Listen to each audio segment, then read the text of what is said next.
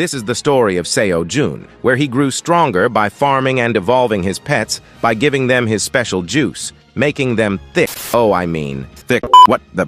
In the previous episode, we saw how after eating Seo-jun's juicy cherries, our tower manager grew thicker. Shit grew larger. On the other hand, the Ox King was getting ready to attack Seo-jun. Still deeply confused, the tower manager realized that she had hit puberty, and her body had undergone a significant change. She felt a strange tickling sensation in her stomach as she sat crouched, lost in thought. She couldn't comprehend why she had suddenly grown so big. Then, a memory flashed through her mind. She remembered eating those 5 blue, juicy cherry tomatoes that Seo-jun had given her. She began to wonder if there was something special about Seo-jun's cherry tomatoes. Just before she had fainted, she recalled her dragon heart beating for a brief moment. Afterward, she had grown larger, and even though her heart wasn't beating now, she felt incredibly light, as if she could fly right now if she tried. Then, holding her crystal ball tightly, she started kissing Seo-jun through the crystal ball, saying that it was all because of Seo-jun that her heart had healed somewhat. She couldn't contain her excitement as she thought about what she would do with Seo-jun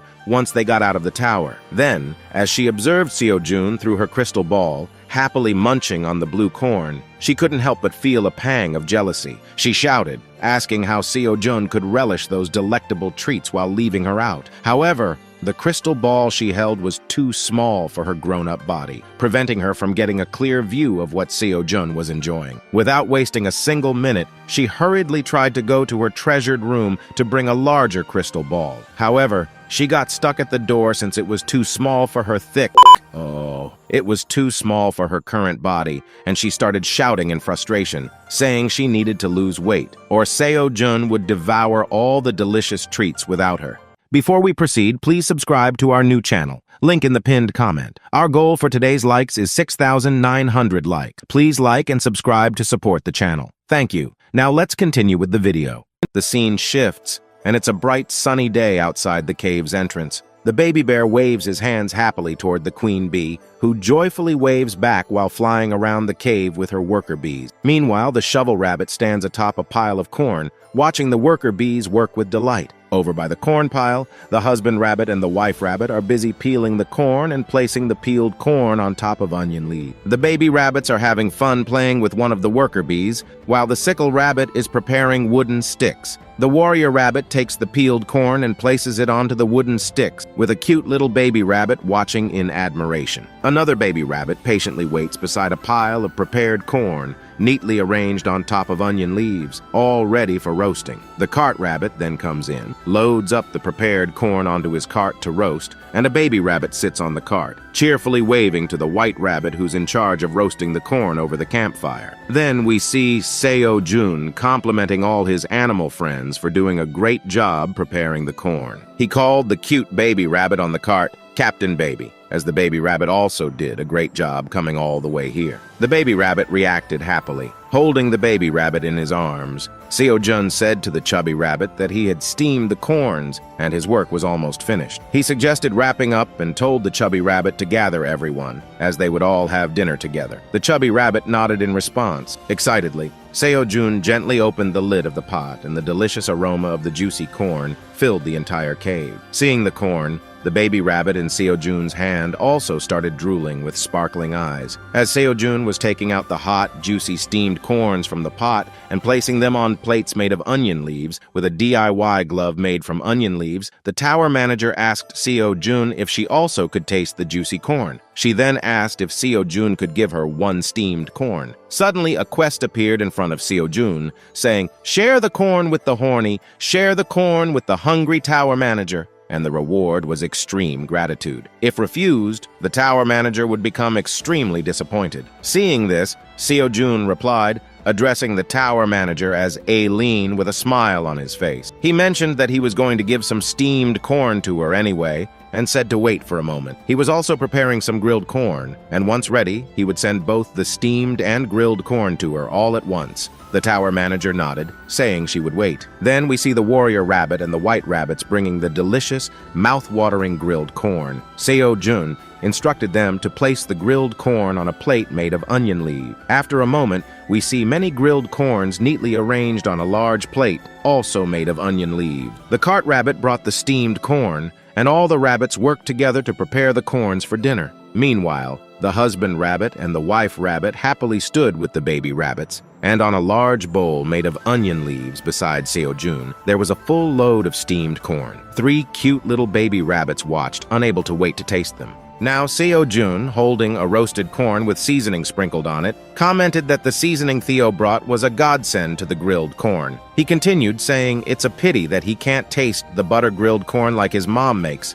but this also looks very delicious. The white rabbits were also holding grilled corn, and the warrior rabbit was contemplating whether to eat the grilled or steamed corn. Then, Seo Jun began preparing his special corn. First, he applied the sugar that Theo bought onto the corn and grilled it until it turned golden brown. Next, he sprinkled some Parmesan cheese onto the grilled corn. With his tongue licking his lips, Seo Jun reached into his bag while a cute baby rabbit watched curiously to see what Seo Jun was doing. Suddenly, he excitedly brought out a pouch full of red chili powder and explained how he found this chili pouch in Theo's bag while Theo was sleeping. He started to think with a slight anger that Theo didn't tell Seo Jun about such a precious item, and considered removing Theo from the sales cat position. However, he decided to let it slide since he was in a very good mood today. Lastly, he sprinkled some chili powder onto the corn, and voila! Seo Jun's special juicy corn was ready. The system notified Seo Jun that it was a corn filled with Seo Jun's aura and so delicious that one couldn't hold back once eaten. Finally, Seo Jun took a bite out of his special corn, and yes, it was truly delicious. Seo Jun smiled with pleasure, feeling like he was in heaven as the sweet and spicy taste reminded him of his home. Then,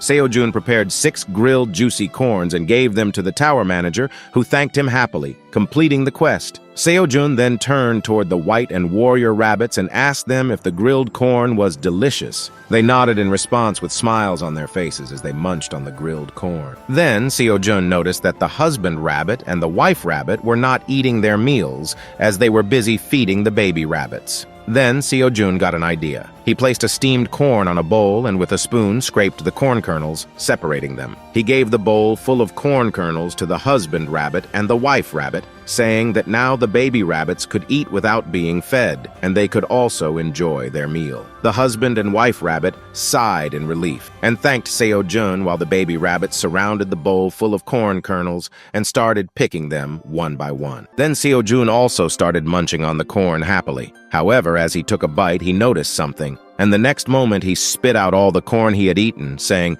"What the hell?" He saw that the baby rabbits were playing with the corn kernels, and all the corn kernels were sticking to their bodies. 3 baby rabbits were lying on the bowl, with one eating a corn kernel while the other 2 called out to Seo Jun cutely. Seo Jun gently, with a warm smile, started removing the corn kernels one by one from their bodies, remarking on how they were getting naughtier day by day. Meanwhile, one baby rabbit, with a full stomach, was sleeping on the bowl, while another was eating some corn kernels. Others had their corn kernels removed by Seo Jun. With an exhausted expression, Seo Jun started feeding the baby rabbits, saying that working while taking care of babies was very tiring. He missed Theo, as Theo was the one who used to take care of the baby rabbits. Then Seo Jun gave the mommy and baby bear some sweet potatoes, fresh fish, and some corn to eat, and they also started eating happily. Then the scene shifts, and we see a member of the Phoenix Guild banging his hand on the table in frustration, asking why Theo is not coming as he is taking longer than usual. They had set up a camp on the 38th floor where Theo usually comes to sell the cherry tomatoes. Another hunter asked why he came here to buy cherry tomatoes again, as just the other day, he bought a good amount of cherry tomato. He replied with a serious face that outside the tower,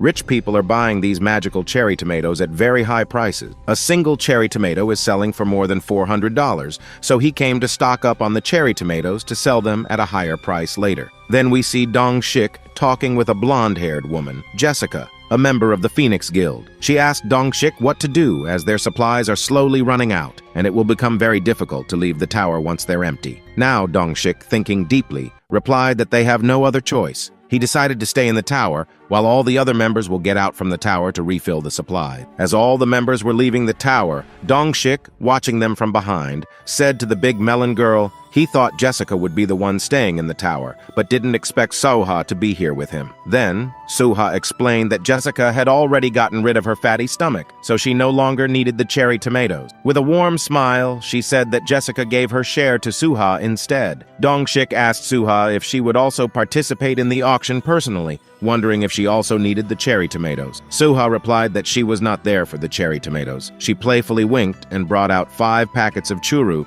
saying she was here to give this churu to Theo. Dongshik laughed and replied that it's good to keep Theo happy since he's a very important guy. Then the scene shifts, and we see Theo singingly walking in the forest, saying that the baby rabbits are waiting for the cool Uncle Theo. So he has to quickly finish his work and return to the cave. Finally, after a long walk, Theo reached his destination, the Wandering Merchant Passageway. It was a humongous, thick tree with a large hole, and was now standing just above the passageway on a hill. Theo commented on how big the tree was, and looked up, saying he felt like the tree was so big that it would reach the sky. Then we see many wandering merchants preparing to enter the passageway. Among them, there's a big elephant, a goblin, and 2 little mice, all following Theo, who is at the front of the group. A cute dog merchant officer asked Theo which agency he was from and what Theo's grade was. Theo proudly replied that he was a high-grade wandering merchant and wanted to use the passageway to reach the 38th floor. The officer approved Theo's request, and he started moving forward. However, unbeknownst to Theo,